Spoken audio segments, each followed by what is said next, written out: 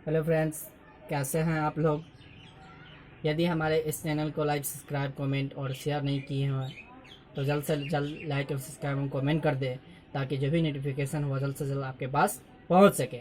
आज हम लोग क्लास 10 का मैथमेटिक्स एक नए टॉपिक के साथ लेकर आए हैं, जिसमें हमारे एक नए टॉपिक का नाम है निर्देशांक ज्यामिति, जिसको कोऑर्डिनेट ज्योमेट्री कहते हैं। यह चैप्टर नंबर 7 का है, मैथमेटिक्स पार्ट का 7वां चैप्टर।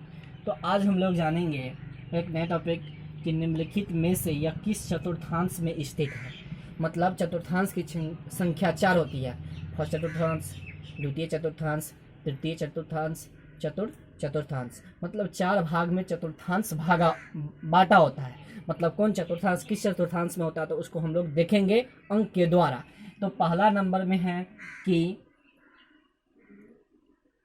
4,3, दूसरा नंबर पे है -4,3, तीसरा नंबर पे है 5, -2/3 और चौथा क्वेश्चन है -2, -3। तो हम लोग कल चतुर्थांश में देखे थे या x और x dash, y y dash. तो फर्स्ट चतुर्थांश में x का मान भी प्लस y का मान भी प्लस देखे थे। द्वितीय चतुर्थांश में x का मान माइनस y का मान प्लस देखे थे। तृतीय चतुर्थांश में x का मान माइनस y का मान भी माइनस देखे थे। और चतुर्थ मतलब लास्ट वाला चतुर्थांश में x का मान प्लस y का मान माइनस देखे थे।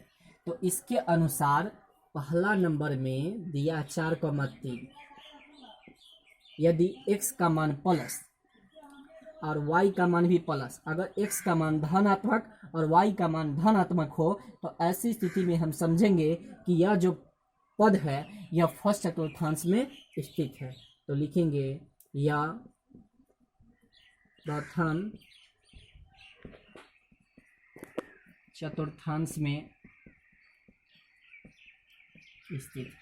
तो पहला तो आ गया कि बिंदु 4,3 प्रथम चतुर्थांश में स्थित है। दूसरा देखेंगे -4,3।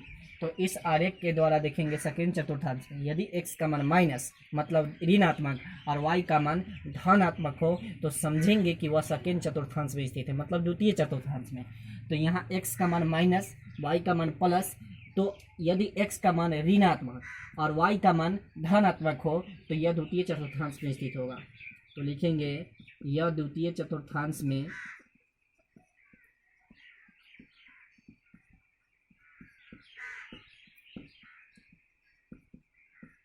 स्थित है। तीसरा नंबर में देखेंगे 5,2/3।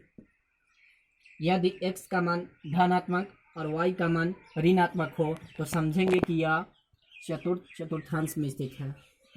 यह चतुर्थ चतुर्थांश में स्थित है। चौथा नंबर में देखेंगे -2, -3। यदि x का मान ऋणात्मक और y का मान भी ऋणात्मक हो तो समझेंगे कि यह तृतीय चतुर्थांश में स्थित है। यह तृतीय चतुर्थांश में स्थित है। अब हम लोग कार्तीय पत्ती से रिलेटेड बातें देखेंगे। यदि कार्तीय तल में स्थित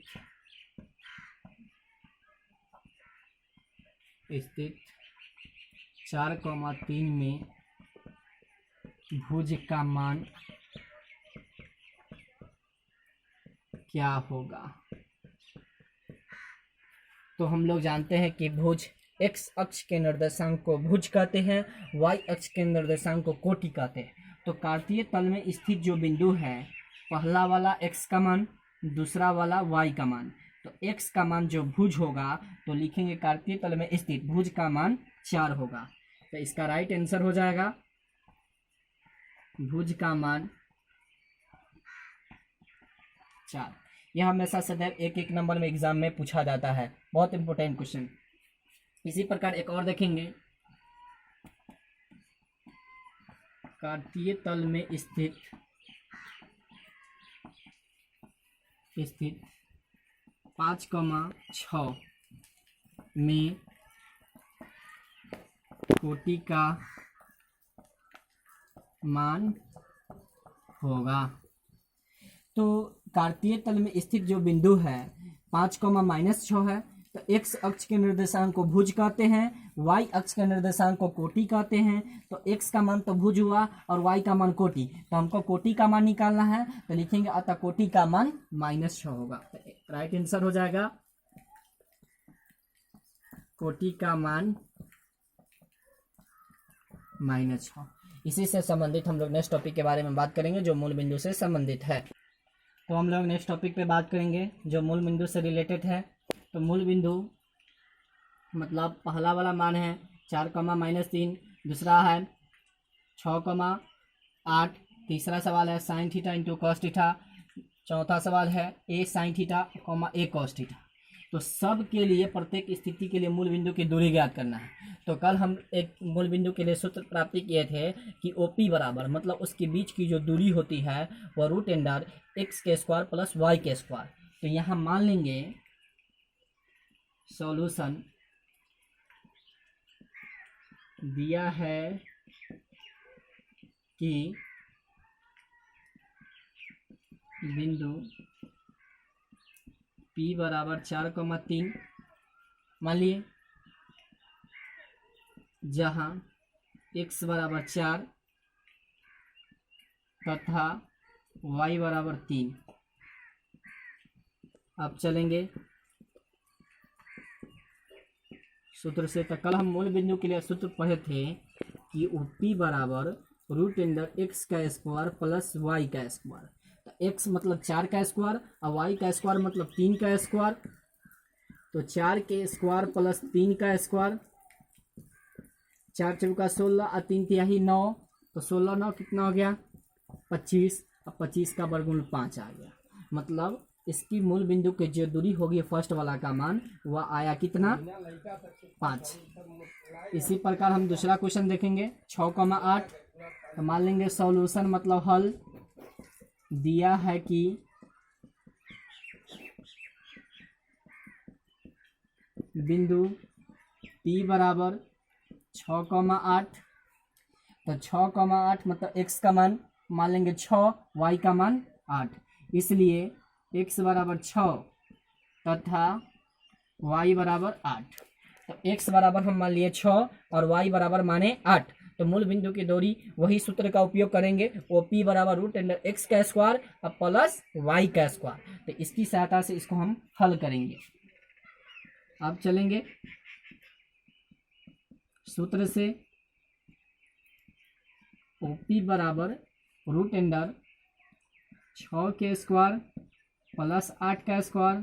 तो 6 का वर्ग आ गया 36 और 8 का वर्ग 64, दोनों को ऐड कर देंगे तो इसका मान आ जाएगा 100, और 100 का वर्गमूल कितना होता है 10। तो यह मान आ गया 10। तो 6,8 के जो मूल बिंदु की दूरी होगी वह 10 होगा। इसी प्रकार इसको हम सॉल्व करेंगे, तीसरा को मान लेंगे उसी तरह सॉल्यूशन। तो हल दिया है कि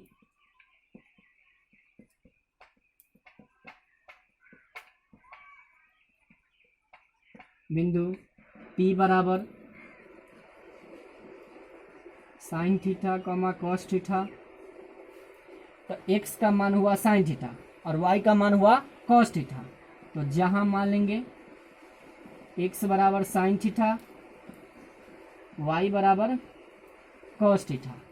तो x का मान आया साइन थीटा, y का मान आया कॉस थीटा। तो वही सूत्र का उपयोग करेंगे, OP बराबर √x² प्लस y²।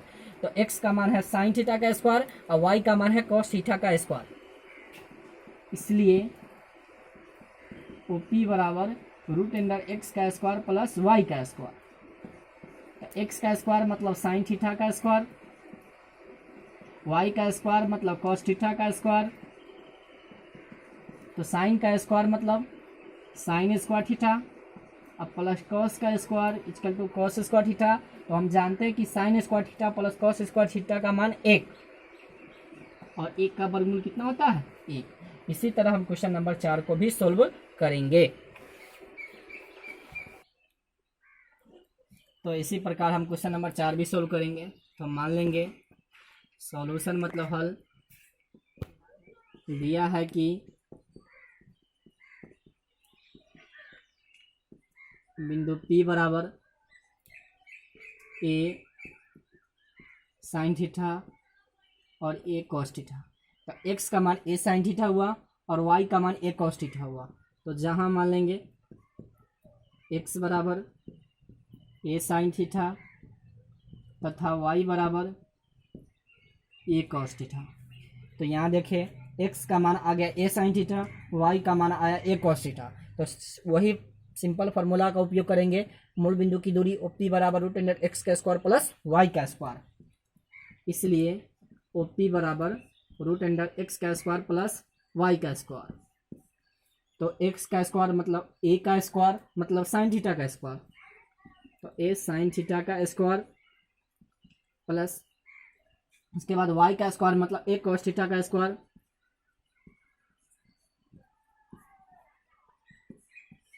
अब इसको देखिए किस प्रकार से करें। पहले a का स्क्वायर करेंगे तो a स्क्वायर और साइन का स्क्वायर करेंगे तो साइन स्क्वायर थीटा। तो a square into sine square theta, a square into cos square theta. अब देखेंगे कि a स्क्वायर दोनों में है तो क्या कर रहे हैं, a स्क्वायर को कॉमन ले लेंगे। तो sign square theta plus cos square theta, और हम जानते हैं कि sine square theta plus cos square theta का मान 1 होता है। तो ए स्क्वायर गुना 1 बराबर ए स्क्वायर, और ए स्क्वायर का वर्गमूल कितना आया a। तो इस प्रकार इसकी मूल बिंदु की दूरी क्या हो गया a। अब इसी प्रकार हम लोग नेक्स्ट टॉपिक के बारे में जानेंगे, जो अगला हमारा टॉपिक है दूरी सूत्र। तो हम लोग देखेंगे नेक्स्ट टॉपिक दूरी सूत्र, जिसको हम डिस्टेंस फार्मूला कहते हैं। तो सबसे पहले हम आकृति में देखेंगे। तो एक बिंदु मान लिए a और दूसरा बिंदु b। तो एक तरह का यह रेखा हुआ, तो रेखा का वह भाग जिसके 2 अंतर बिंदु होते हैं रेखाखंड कहलाता है। तो मान लेंगे कि AB एक रेखा है। तो कोई बिंदु A है जिसका बिंदु का निर्देशांक है, A का निर्देशांक x1, y1 और B का निर्देशांक है x2, y2 को मिलाने वाली रेखाखंड AB के बीच की जो दूरी होती है वह D बराबर फॉर्मूला इस प्रकार होते हैं। तो सबसे पहले हम लोग जानेंगे कि दूरी सूत्र किसे कहते हैं। तो दो बिंदुओं के बीच के संबंध बतलाने वाले सूत्र को दूरी सूत्र कहते हैं, और दूरी सूत्र को हम लोग D से निरूपित करते हैं। तो लिखेंगे दो बिंदुओं के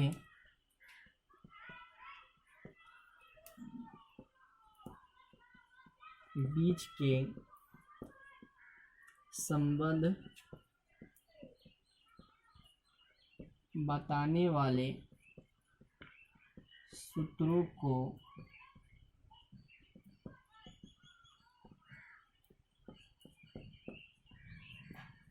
दूरी सूत्र कहते हैं। अब इसके लिए हम लोग व्यंजक की प्राप्ति करेंगे। तो मान लेंगे कि माना कि बिंदु A x1, y1 तथा बिंदु B x2, y2 को जोड़ने वाले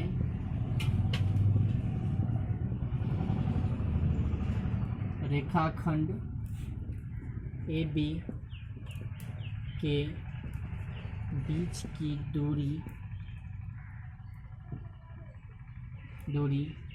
B हो तो ऐसी स्थिति में जो D बराबर सूत्र होता है वह इस तरह से होता है, रूट अंडर